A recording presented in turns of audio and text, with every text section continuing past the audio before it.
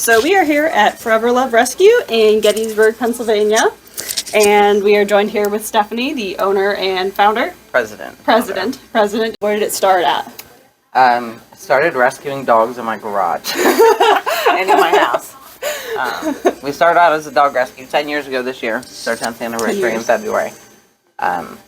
We had gone to the south to get a new dog for our family after losing one. And we ended up at a very rural shelter down there and realized that there was a problem. Yeah. That places like that had to exist. So we had started off rescuing the dogs, typically from the south because they do have a worse problem down there. Yeah. And then we branched out a little bit to cats up here. We started doing some trap, neuter, return, and taking in some cats and finding homes for them, and quickly realized that while it was great that we were rescuing dogs from another state, that there was a cat problem in our area. Mm-hmm. Not a dog problem, but a cat problem in our local community. So we decided that shifting our focus would be a better idea. To cats. Mm-hmm. To cats. So we did that out of our home and using foster homes. We did the dogs and cats for a couple of years.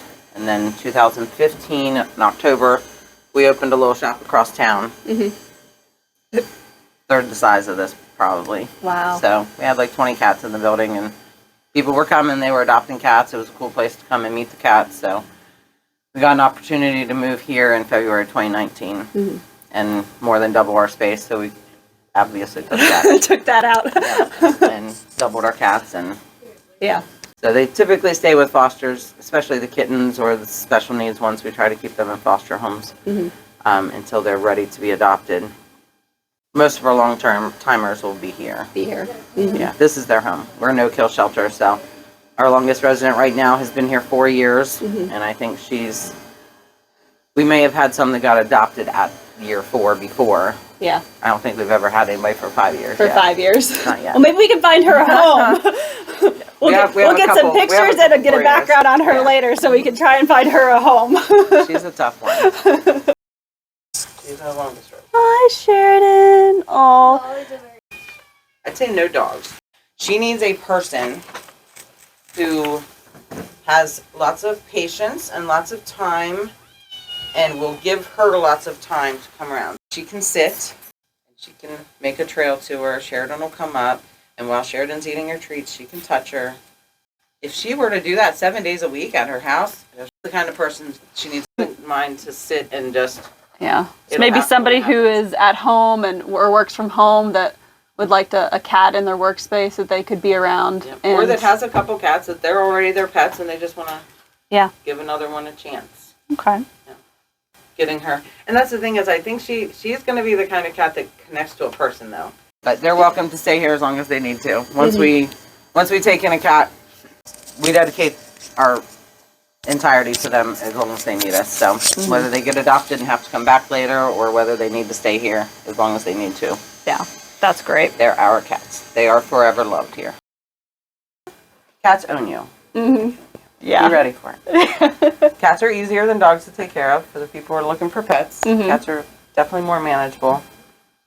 I love it when people walk and look at a cat and say sit. Yeah. You've had people do that? You need a dog. Cat is not listening to you. Cats are so much fun, though.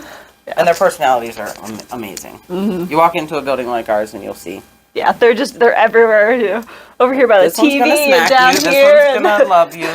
This one's going to run away. We know every single one of them. And that's a lot of what sets us aside, I feel. We do the fostering first. We have Maddie here, who is a sponge of cat information. Maddie knows every cat in the building. We know who they are. We know where they are. We know, for the most part, what their likes, dislikes. When they foster home with a dog, were they in a foster home where they had access to kids? Mm-hmm. They climb on the furniture. They don't climb on the furniture. We get to know the cats. Mm-hmm. So when a person walks through this door, we love it when they're like, that's the cat I want because I saw a picture. Yeah. When you come in here, we're trying to get you a cat that fits your lifestyle. Match it. And is giving you what you want. If you want a cat that you're going to put food down for and it'll rub on your legs, we'll find you that cat. If you want one that's going to sit on your lap, stop looking at the cat that'll rub on your legs. Yeah. We're here to make a match. Yep. Let me help you. Our goal is not to take these cats back when they don't work out. So we're we work really hard at getting to know the cats so that we can make sure that the home they're going to is the right home for them, and that the people are adopting the right cat for their home. I said on our average year we do 400 a year, and almost all get adopted out. Every now and then we'll have one that sticks around here for 4 years, so that couple might not get adopted year to year, but pretty close to that 400 mark. Yeah. 2020 is one of those years where when the spay and neuter clinics got closed for all the closures, it was a hard year. Oh, yeah. I think we did 700 that year. We spun our wheels. Wow. You know, but everyone that moves through gets a home. Yep. You know, we do not ever, will never euthanize for space. Yeah. We do not euthanize for treatable sicknesses. You know, we'll give it our all. Yeah. We have Thor. I don't know if you met him. He's a big fluffy guy. We'll find Thor. We'll find Thor. We'll get some pictures of Thor. You know where Thor is? You know where Thor is? Where's Thor? We had This one's Thor. Oh. Thor was found 2 or 3 years ago. It was a really bad snowstorm, and I got a frantic call. They found him in a snowbank. He was skin and bones, face so covered in snot he couldn't breathe, real heavy breathing, freezing to death, almost no color. Took him to the vet the next day. He said, "Steph, I don't know if we can do this. Yeah. This guy's pretty far gone. He's FIV positive, so he's got some immune issues on top of it, and he's old." Yeah. They said, "We're going to be nice and say 10 to 14 years old." Wow. He could be older. We had to do breathing treatments in an incubator with a nebulizer for 30 days every day for Thor, just to clear his sinuses enough that he could breathe one day. This cat is fat and happy now. We didn't give up on him. We don't give up easily. Once we commit to taking them, we're gonna give it our all. Yeah.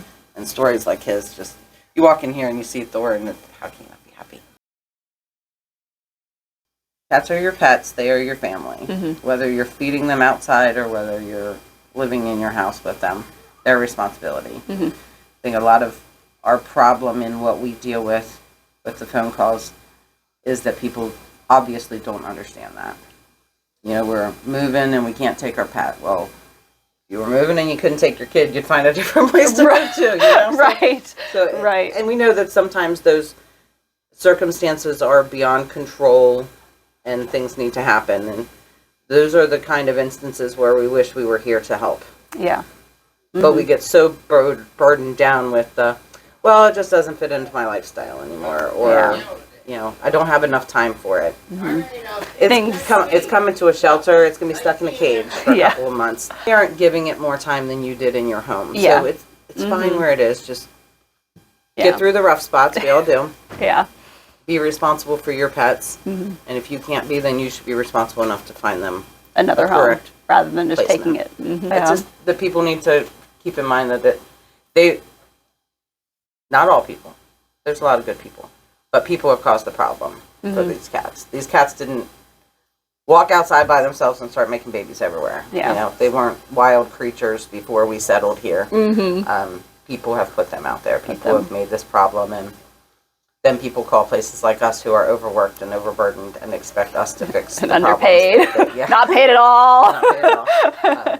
Negative pay usually because we're feeding our own cats and fosters. We're not paid. We're not paid. We have one paid employee here, and she does not make enough money to be here. Yeah. I'm in the building 6 days a week. I don't get paid. Yeah. This is a volunteer job.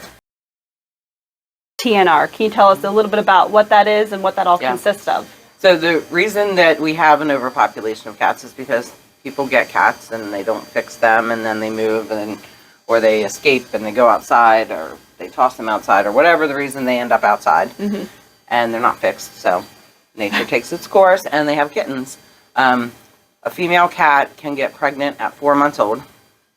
4 months. They can have, right now we're seeing third litters a year from our outdoor Third cats. litters a year. Because the warm spells have gotten so long. I mean, we have like December and January are cold, and then the rest of the year feels like it's warm enough at some point for them to go into heat again. So we're seeing 3 litters a year, 4 to 6 kittens each litter. That's a lot of cats. That's a lot. So our primary focus in trying to control the need for us to be here is to be out there making sure that we're getting them fixed, so that the homeless kittens are not out there being born, and that the communities that we're working in are not being overloaded with cats.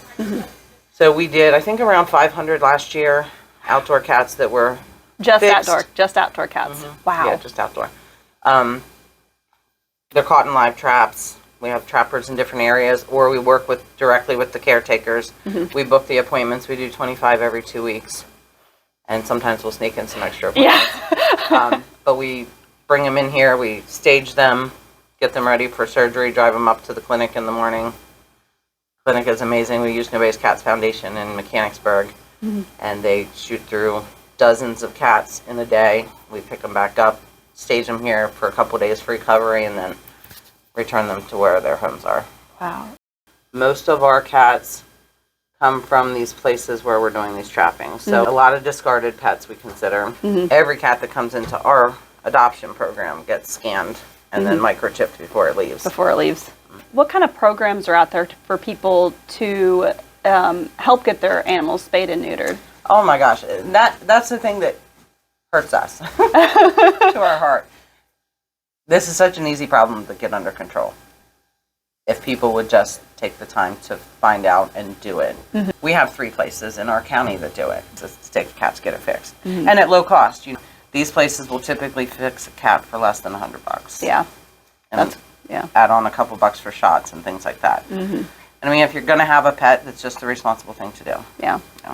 Yeah, and I think a lot of people just don't know. They think, okay, I'm gonna take my animal to the vet, and then they go and see, I just got my my cat at shots, and it was, $200 for this, and then they want, let's say, $400 for the extra spay and neuter, and I think people lose sight of the fact that there are so many programs out there for low cost spay and neuters. And if anybody is in our local area and wants to go to our website, foreverloverescue.com. foreverloverescue.com. We have a tab that says Spay and Neuter Saves Lives, and there is a comprehensive list of the local places on our website. If you're not around us, you just Google Spay Neuter Clinic near your area, and they'll pop up. They'll pop up. Why would somebody foster versus adopt a cat for a shelter? So fostering is amazing, and we get a lot of people that say, "Oh, I could never foster. I could never let them go." You have to dedicate to it. I did dogs at first. 200 dogs went through my house. 200 dogs? 200 dogs and puppies. You get to it. There's always a new pet. How exciting is it when you get a new pet, right? There's always a new one. It's like, oh, well, one got adopted. I'm kind of sad. I got to put one of my bulls up tonight. And then it's like, tomorrow I get a call. Yeah. And the excitement's back, and there's a new one. And then as you're going through the adoptions and they're leaving for new homes and you're staying in touch with these people, and I mean, I still get updates from people that adopted a dog 10 years ago from me. These dogs are old now. They're not puppies anymore, and some of them weren't puppies when we had them, so they're getting up there in age, but you're just watching their life. You could have never given them all that yourself to as many as you did, but you can't not smile when you look back on how many there were, and because just to know one person could do this much. If one more person would volunteer, we could save that many more lives every year. It's just a pretty, it's a very rewarding experience. Before I started this place, I never volunteered a day at an animal shelter. Never did. I went to get a puppy, and I volunteered one day to help pull puppies out of a culvert, and I drove home with a plant. I was in my 40s. I would have loved to realize this stuff when I was young. Would have been a different world. And if you have no money and you don't really have any time, but you're on Facebook anyway, share the posts. When we're saying something that's important, when we have a cat who needs a home, we're giving you tips and tricks for being a responsible pet owner, share it. Just share it right off. Everybody can help, because you might share that one cat, and a friend of yours who had no idea we were here will be in the next week and adopt it. Microchipping your cats. We go back to that again. Microchipping your cats would save so much of our space. Making the appropriate steps to keeping your pets out of the shelters, and let us have the space to do what we have to for the cats that do need us. When people find a cat and they post a picture and say, "Hey, I found this cat. Does it belong to anybody?" And then you see the comments below it that say, "Oh, if you don't find its owners, I'll take it." Stop. That cat could belong to somebody. You don't just take it. At least go walk into a vet's office, walk into a shelter, get it scanned for a microchip. Yeah. Call the shelter and say, hey, did somebody report that they lost their cat? So I can get this cat back to its owners. Yeah.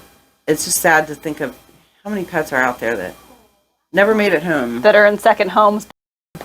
Somebody tells you they found a kitten, you know what to do because you watched us, and you've listened to us. Yeah. You know, it's great that we can find your lost cat.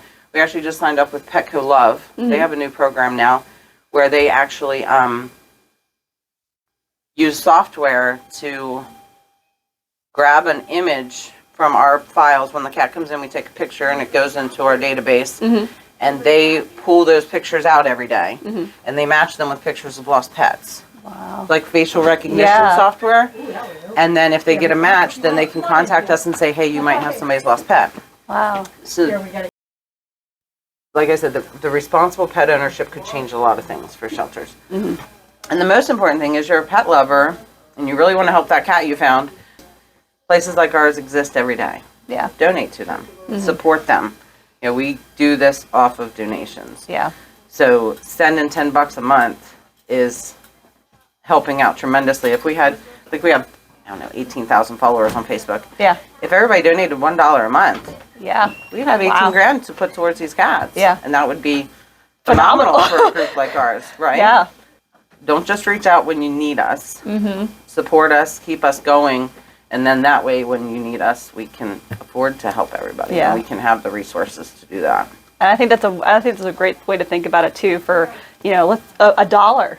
People think, oh, if I donate, I have to donate $20, $45 a month, $100 a month, and that they wouldn't feel like they're donating enough if they have to donate. They feel like they have to donate a large amount to feel like they're making any kind of difference. But I mean, you can donate as much as you can, but like you said, if every person that was on your followers page just donated a dollar a month. $1 a month could make all the difference for a place like us. You could find that on the street. Take the Starbucks coffee from one day and split that $7 up over the week to 7 different places. Give up 2 or 3 Starbucks drinks and you've got your whole entire year paid for donations and Yeah. This is one of those cats that just drives me insane because she's gorgeous. She came in young, so she should have been highly adoptable. But she's standoffish. She's going to take some time. Not to meet her. She doesn't love them right away, and they walk away. Yeah. Maddie can carry her around like a baby. She's never even had someone try to take her off. Really? Never had anybody try? Look how beautiful you are. Can you please talk about the pet roulette? I just started laughing so hard when I saw that. I thought it was the most adorable thing. Can you please talk about that? So basically, people made a $20 donation to us, and they sent us a picture of their pet. And so we farm that picture out to a volunteer. Some of our volunteers are artists. Some of them are children. So it was a gamble. You didn't know who was getting your picture, and you didn't know what they were going to do with it. We had some really beautiful artwork come back for $20. They got a steal. Yeah. And we had some kids drawing pictures on a canvas with some finger paint, and it was gorgeous. We had this one's watercolor, this one's hand drawn, this one's cartoony. Yeah. Yeah, it was a lot of fun. We had 40 to 60 portraits that we made within 30 days. Wow. And is that still going on? Is that still something that you We're can keeping do? it open as a fundraiser. The artists had a lot of fun doing it. Yeah. And for the most part, the people, when they got their pictures, were entertained with it. It was $20. It was $20. It goes to a good cause, and you either get a really good picture out of it, or you get a nice, funny story to tell later on. Exactly. And while we're talking about locally, for those Adams County residents who see this, the Giving Spree is coming up in November. Woo! Adams County's biggest day of giving. We have 100 nonprofits this year involved with the Adams County Community Foundation. Wow. So keep an eye out for that. It's the first Friday in November. 24 hours of giving to 100 nonprofits and showing the nonprofits that the community supports them. Wow. And it's a glorious day. Yeah. It's an awesome day. That's amazing. To see the whole community come together to back everybody up. Whether it be, like I said, the homeless kids, the arts, the historical societies. They're all part of the day, and it's magical. So where can people find you at? Instagram. Facebook is a fun place to watch us. Patty is amazing. She's posting all day, every day. She's got posts going up, and she's doing the funny stuff, and she's advertising the cats. And so a lot of content on there. We have our website, foreverloverescue.com. If you have a question, look there. All of our adoptable cats are there. Volunteer applications are there. There's a donate page. It doesn't mean you have to spend money to click on the donate page, but when you visit it, it shows you different ways to donate. If you shop online at Walmart and you use this link and use our number, we can get credit for it, kind of things. We just signed up with Community Aid, who's an amazing nonprofit in our area, thrift store. People can now donate their old clothes, shoes, accessories, put our little number on the bag, and we get paid when people donate their stuff. So there's a lot of ways on that donate page to help, donating supplies from wish lists. It's ways to help. Kenny's Market has a thing where if you use our number and tie it to your card, we get a donation at the end of the year for everything you spend there. Wow. So much information. Where to get your cats fixed. Yeah. It's on there. Everything's on the website, so it's a great place to start if you want to know about us. Yeah. We're always here to answer questions. We love answering questions. Walk in the door. Saturdays and Sundays, we are open to the public, 11 to 3. Anybody can walk in. And as you can see, the doorbell rang. That's why we're here. We're here 7 days a week, 365 days a year. Cats do not take holidays off from being fed. Yeah. I will put all the links and everything below for Facebook, for website and everything. But Stephanie, thank you so much, and I appreciate you. Thank you all for watching. Thanks. So I just finished editing for Forever Love Rescue in Gettysburg, and I'm curious for all the other people out there who do video editing, because I had to take this hour-long amazing conversation that I had with Stephanie and break it down to about a 20-minute video. And it was so hard because there's so much great information that we had that we got to talk about. So don't worry, because I'm going to post the full content of it later in little pieces, because there was so much good information and topics that we covered that I just could not squeeze into this 20-minute video for them. If you liked the video, please like and subscribe, share it so people can get more awareness. If you are a breeder, if you have a wonderful rescue, do you rescue specific types of dogs or cats? Let me know. Comment. Maybe I can come out and see you guys and see what you're all about.